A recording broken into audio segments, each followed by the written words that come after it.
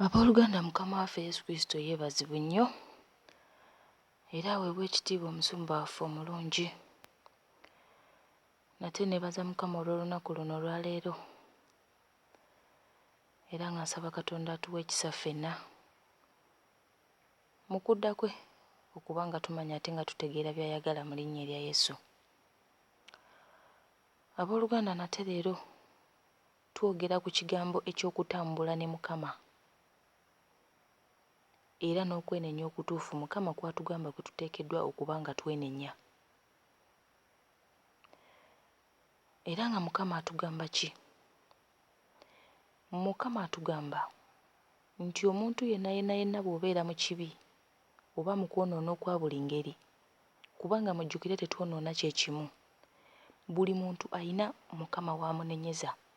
So buli muntu obutali butuukirivu bwo bwonna bw'otambuliramu okuva nga tonnalokoka, manya nti omwoyo gwo oba emyoyo gyaffe giba gyasibibwa, emyoyo gy'ekizikiza giba gyasiba emyoyo gyaffe olw'ebyo bye tubadde tutambuliramu.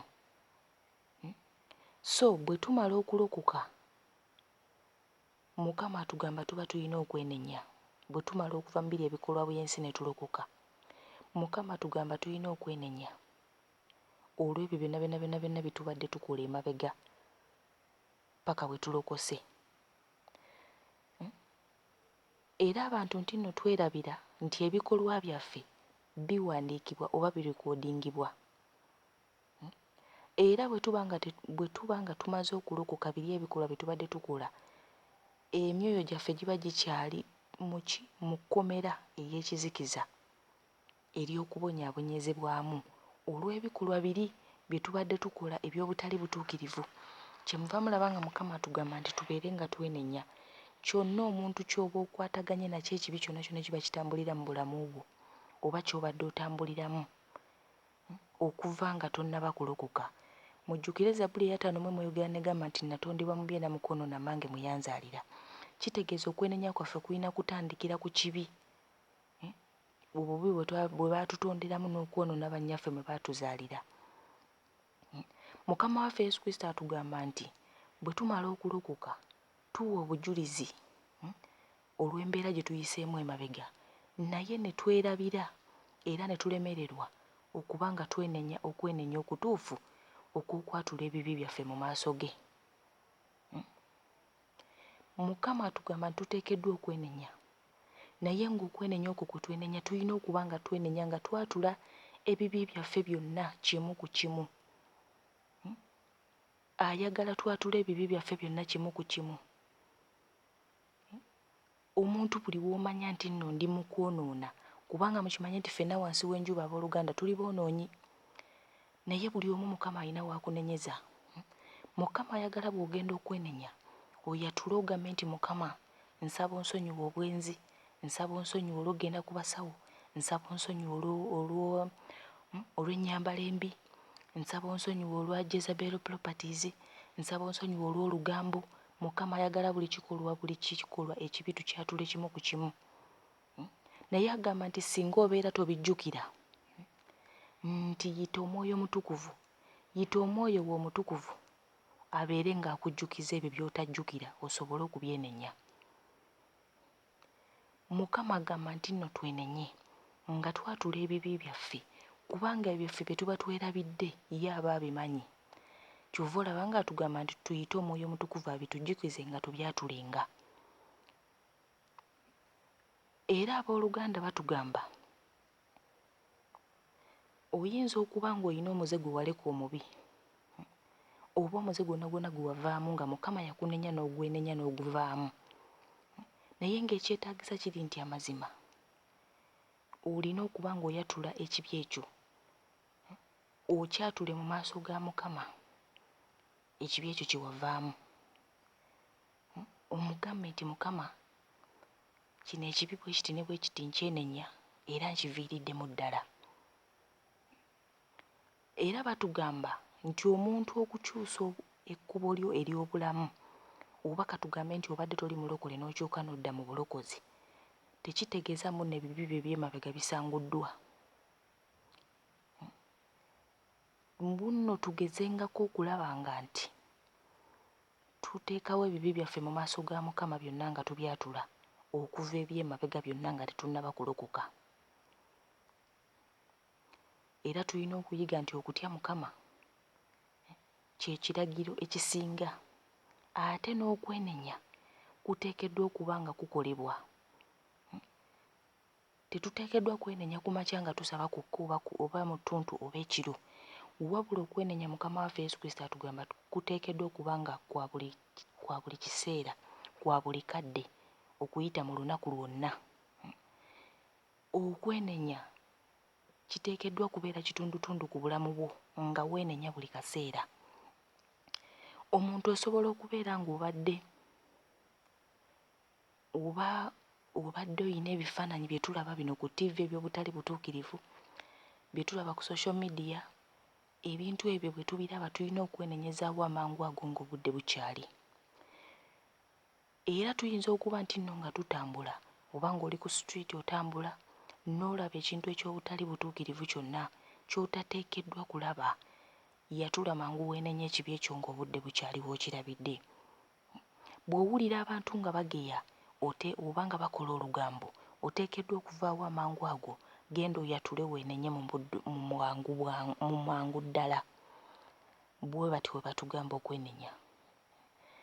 Era batugamba nti twenenye nga okwenenya n'okwatula biteekeddwa okuba nga n'okwatula ebibi byaffe tuteekeddwa okuba nga tubikola oba kiteekeddwa okuba nga kikolebwa, kubanga Sitaani atuvaako emabega.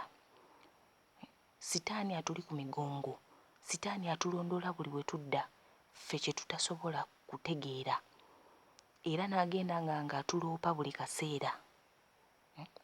Kyova olaba nti ku Bikkulirwa 12 olunyiriri olw'10 Bayibuli eyogera n'egamba nti ne mpulira eddoboozi eddene mu ggulu nga lyogera nti kaakano obulokozi buzze n'amaanyi n'obwakabaka bwa Katonda waffe n'obuyinza bwa Kristo we, kubanga aloopa baganda baffe yasuulibwa, abaloopa mu maaso ga Mukama, Mukama waffe emisana n'ekiro. Sitaani atuloopa mu maaso ga Mukama emisana n'ekiro. Mukama kyava atugamba twenenye ebibi byaffe nga tubyatula. Ate era n'Omwoyo wa Mukama waali buli kaseera okuba nga atubikkulira oba nga atulaga, ng'aleeta ekitangaala mu ekyo ekiba kitusomeseddwa mu kkanisa, tusobole okuba nga tutegeera. Era Mukama waffe Yesu Kristo n'agamba nti omulabe buli kaseera abeera aloopa abaana ba Katonda olw'ebibi bye babeera beerabidde, era bye babeera batayatudde mu maaso ga Mukama. Era Mukama atugamba nti ennaku zino mbi nnyo. Tetuteekeddwa kuba nga tusiba abantu ku mitima gyaffe abo abatukoze obubi. Abooluganda Mukama atugamba tusonyiwe bonna abatukoze obubi. Tubasonyiwe olw'ebikolwa byabwe n'olw'okusobya kwabwe gye tuli, naffe tusobole okusonyiyibwa. Era nga bw'osoma mu Luka 11 okuva ku lunya olwa 3:3, Mukama ayogera n'agamba nti tewali akoleeza ttabaaza n'agissa mu bunnya oba munda w'ekibbo, wabula ku kikondo abayingira balabe bw'eyaka. Ettabaaza y'omubiri ly'eriiso lyo. Kitegeeza eriiso lyo bwe liba nga liraba bubi, omubiri gwo gwonna gugenda kubeera kizikiza. Olina okusoma Luka 11 okuva ku lunya olwa 3:3 paka ku lwa 3:6. Mukama atugamba okukyuka nga tuyiga enneenenya gye tuteekeddwa okwenenyaamu. Ebikolwa bingi bye twonoona mu kumanya n'obutamanya, naye Mukama atugamba twenenye. Tetuddamu kwenenya nga tugamba nti Mukama nsaba onsonyiwe ebibi byange omale, nedda. Weenenye ng'oyatula kimu ku kimu. Omugambe Mukama nayonoona, natambula bwe nti ne bwe nti. Mugambe Mukama nsonyiwe olw'obubbi. Mukama nakwata ku kintu kya gundi nga takimpadde. Bw'atyo Mukama waffe Yesu Kristo bw'ayagala okwenenya kwaffe bwe kuba kubeera. twenenyenga okwenenya okwokwatula ebibi byaffe mu maaso ge, kubanga buli kibi ky'otayatudde sitaani oba omulyolyomi kyagenda okukuloopera mu maaso ga Mukama nti oyo kino ekibi teyakyenenya, kubanga muwulidde nti atuloopa misana na kiro. So Mukama waffe Yesu Kristo bw'atyo bw'atuyigiriza ennenenya kye tuteekeddwa okwenenyaamu, kubanga tusobola okuwa obujulizi naye okwenenya ne kutulema. Kyova olaba atugamba tutereere. Obujulizi bwe tuwa abusiima kubanga abeera yena gy'atujje, naye atugamba n'okwenenya tukole ki? Twenenye bulungi era twatulenga ebibi byaffe bisobole okusangulibwa bwe byawandiikibwa luli. Kubanga mujjukire omuntu obeera ne bamalayika babiri. Waliwo malayika abeerawo ku makya atandika okulikoodinga ky'okoze okuva bw'ozuukuse paka bw'oneebaka. Bw'ammala ne wabaawo malayika agenda okujja akukuume mu kwebaka kwo abaana ba Katonda. Amala mu kwebaka n'agenda alikoodinga n'ajja. Kati tulina okukimanya nti ebibi byaffe biwandiikibwa era tulina okwenenya bisobole okusangulibwa. Mukama banjagalire era bampeere omukisa mu linnya erya Yesu.